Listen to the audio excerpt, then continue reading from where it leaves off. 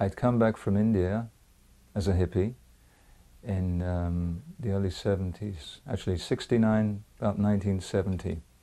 And funnily enough, I was attempting to write a book then, based on the experiences I'd had with the hallucinogenic drugs in India. It was called Ahead of His Time, Self-Realized States Through the Use of Lysergic Acid in India.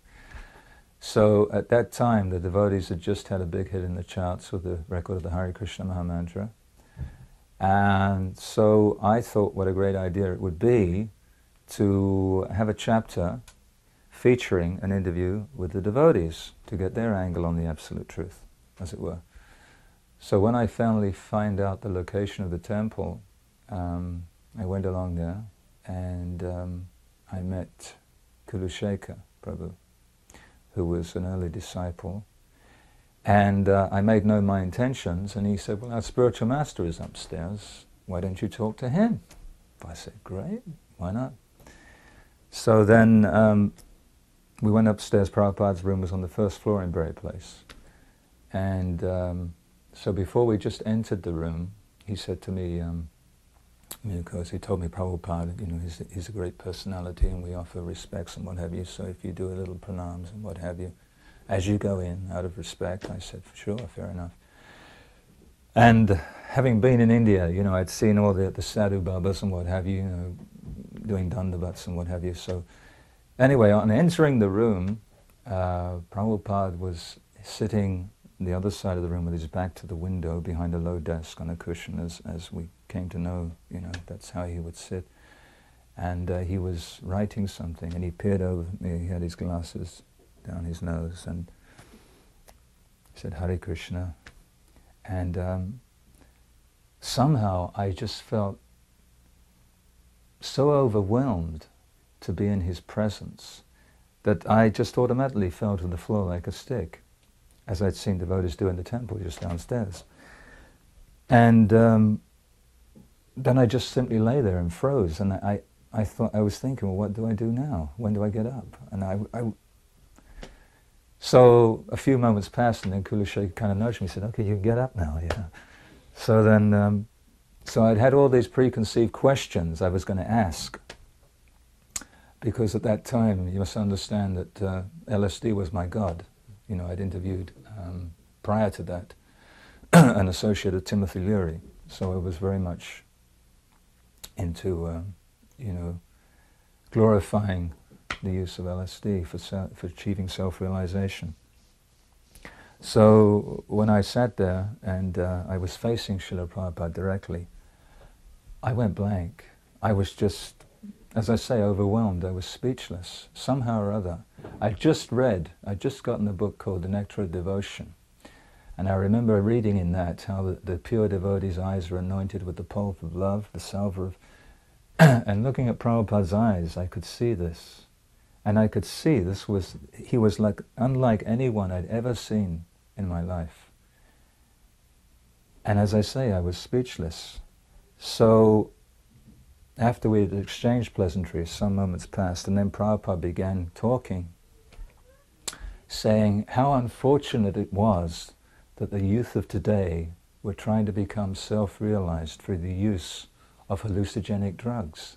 And I was just totally taken aback. I couldn't believe it, because this is exactly what I was going to challenge Prabhupada on. So I was just blown away at that point, and all my thoughts of writing a book went out the window. So then after that, kind of Prabhupada broke the ice a bit by talking and saying something that went straight, I could see that. He could see actually what I was thinking. So then I plucked up some courage and I began to ask a question. And I think the first question I asked of Prabhupada was, what are the characteristics of a pure devotee? And Prabhupada expounded for about 20 minutes just on that question alone.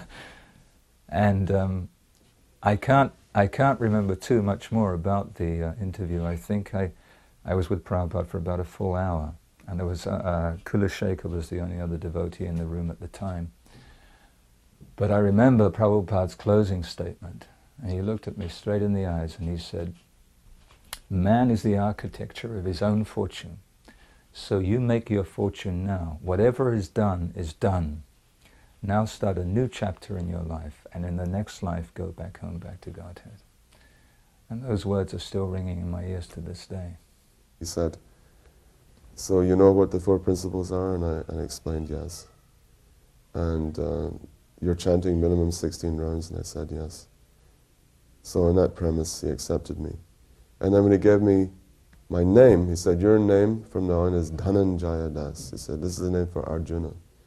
He said, Dhananjaya means conqueror of wealth. He said, you will have no difficulty in acquiring wealth. He said, actually there's so much wealth, and he put his hands up in there and said, there's so much wealth everywhere. He said, money is flying in all directions. He said, we simply have to learn the art of catching it. That's what he told me. And another time we were doing initiations, and at the initiations, Prabhupada was very grave. You know, when he was chanting on the beads, he was chanting on all these beads, and he was very, very grave. And I remember I was sitting just below the Vyasa-san. I was thinking, Prabhupada's so grave, you know. And yet then when one boy came up, Prabhupada was holding up the beads like that. And so Prabhupada said to him, he said, so what are the four regulative principles? So the boy said, no intoxication, no gambling, no meeting, no illicit sex. And then Prabhupada said, so which one you like the best? And the boy went bright red, you know. He went completely red. And I just thought that was really funny, because Prabhupada had been so grave.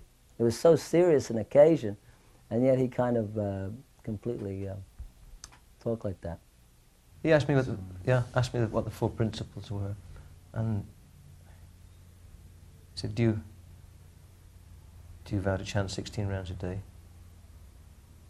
And I remember saying, yes, Prabhu. I didn't address Prabhupada as Prabhupada. But with all sincerity, I said, yes, Prabhu. Prabhupada's, yes, good.